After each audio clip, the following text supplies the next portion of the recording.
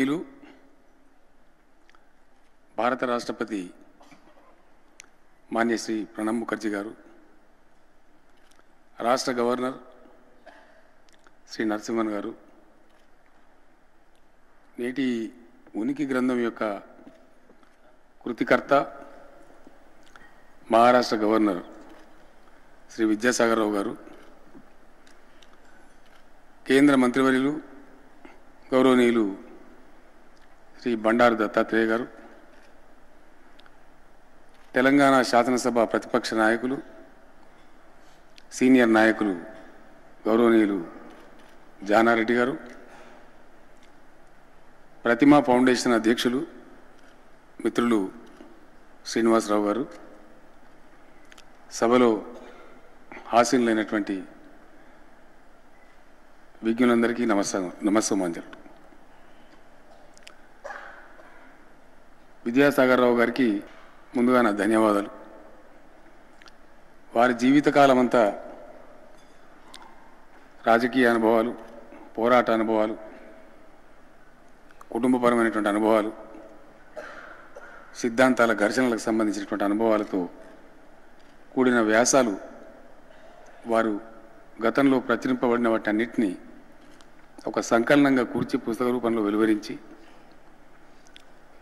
దాన్ని ఆవిష్కరించి భారత రాష్ట్రపతి గారికి తొలి కాపీ అందించేటువంటి అవకాశాన్ని, అదృష్టాన్ని నాకు కల్పించినందుకు వారికి నేను ముందుగా ధన్యవాదాలు తెలియజేస్తా ఉన్నాను. స్వీకరించినటువంటి రాష్ట్రపతి గారికి కూడా నా తరఫున, విద్యాసాగర్ రావు గారి తరఫున ధన్యవాదాలు తెలియజేస్తా ఉన్నాను. విద్యాసాగర్ రావు గారు ఒక విలక్షణమైనటువంటి రాజకీయ నాయకుడు. ఆయన గురించి మన తెలంగాణ రాష్ట్రంలో పెద్దగా చెప్పవలసినటువంటి అవసరం లేదు. ఒక విషయంలో అధికారం పరమావధిగా కాకుండా తాను నమ్ముకున్న సిద్ధాంతం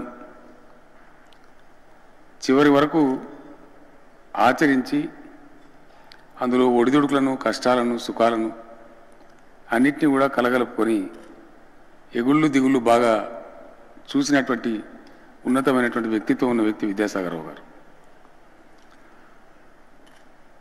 విద్యాసాగర్ రావు గారిని చూస్తే వారి వయసు 70 సంవత్సరాలు మనకు అనిపించదు. ఇందాక నేను అడిగితే మీ వయసు ఎంత అని అడిగారు నన్ను. నేను వయసు అడిగినా అని చెప్పి నేను ఇంటెలిజెంట్గా వారి వయసు ఇక్కడ చెప్పలేదు. నాకు 61 ఇయర్స్ కంప్లీట్ అవుతాయి సార్ అంటే మీరు చాలా యంగ్ అని చెప్పి 70+ ఉంది నాకని చెప్పి చెప్పారు. కానీ వాళ్ళు అలా కనిపించరు. చాలా చలాకీగా, హుషారుగా, ఎట్లాంటి సమస్య ఉన్నా కూడా దాన్ని చిరునవ్వుతో స్వీకరిస్తూ ముందుకు సాగిపోయే తత్వం. ఉద్యమ సందర్భంలో కూడా చాలా దగ్గరగా, క్లోజ్గా వారితో కలిసి పనిచేసేటువంటి అవకాశం నాకు కలిగింది.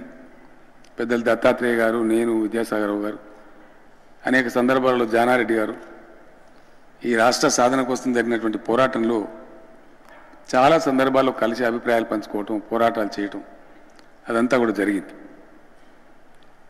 విద్యాసాగర్ రావు గారి ఉనికి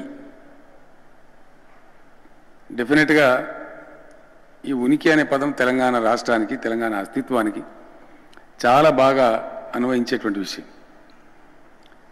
ఆల్మోస్ట్ 6 దశాబ్దాలు తెలంగాణ సమాజం స్ట్రగుల్ చేసిందే తన ఉనికి కోసం. ఉనికి అనే దాంట్లో ఉండేటువంటి ఆ గరిమ, దానికోసం ఎవరైనా సరే జీవితంలో పడేటువంటి తపన, తన ఉనికిని చాటుకోవాలి చేసేటువంటి ప్రయత్నాలు మనకు చాలా పుష్కలంగా పుంకాలు కనిపిస్తూ ఉంటాయి. ఎవరి ఉనికిని వారు చాటుకోవాలని చెప్పి తన ఉనికిని గుర్తింపబడేటట్టు చేసుకోవాలనే ప్రయత్నం చాలామంది చేస్తూ ఉంటారు.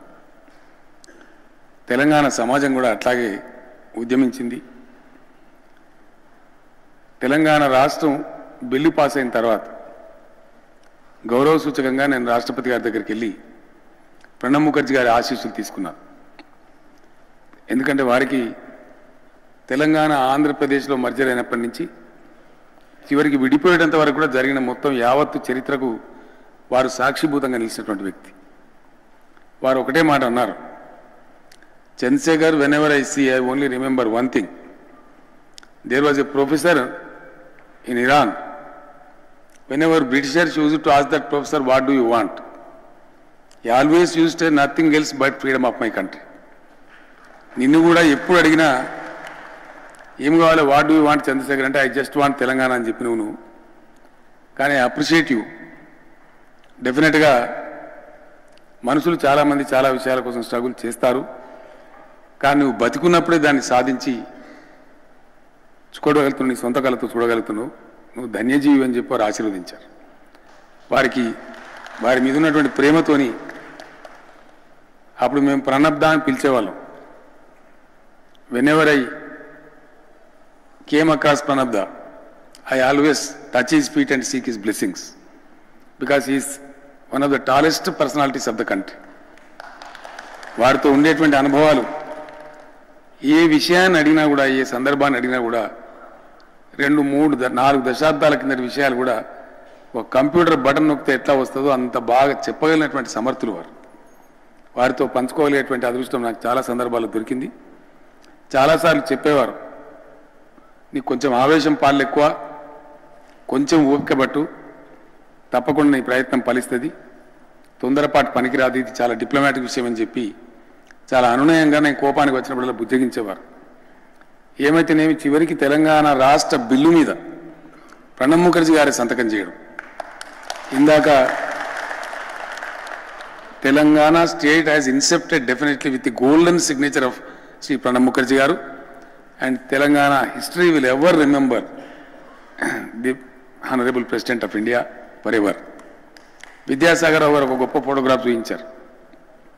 చివరి నిమిషంలో ఢిల్లీలో ఆనాడు నరాలు తెగే ఉత్కంఠ, రాజ్యసభలో ఏదో తారుమారవుతున్నటువంటి సందేశం అందుకొని ఓ పక్క నుంచి వారు, ఓ పక్క నుంచి నేను, అప్పటికప్పుడు ఆ మేఘాల మీద హౌస్ ప్రారంభం కాకముందే పార్లమెంట్ చేరారి వారిని కలవాలని చెప్పి మేమిద్దరం కలిసి, మా తర్వాత దత్తాత్రేయ గారు కూడా మాకు జాయిన్ అయ్యి అక్కడ మేము పడ్డ ఆరాటం అద్భుతమైనటువంటి పద్ధతిలో అరుణ్ జైట్లీ గారిని కలవటం, సుష్మా స్వరాజ్ గారిని కలవటం, చివరికి రాజ్యసభలో ఆ బిల్లు పాస్ అయ్యేటువంటి చివరి క్షణాల్లో మేము పడ్డ ఉత్కంఠ, ఒకరికొకరం మేము పంచుకున్నటువంటి ఆనందం.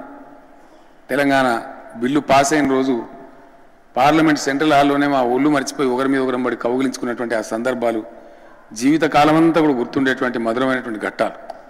ఎందుకంటే ఒక రాష్ట్ర సాధనలో ఎన్నో మలుపులు, ఎన్నో మేలుమలుపులు చూసి చివరికి ఈరోజు తెలంగాణ రాష్ట్రం సాకారమైంది.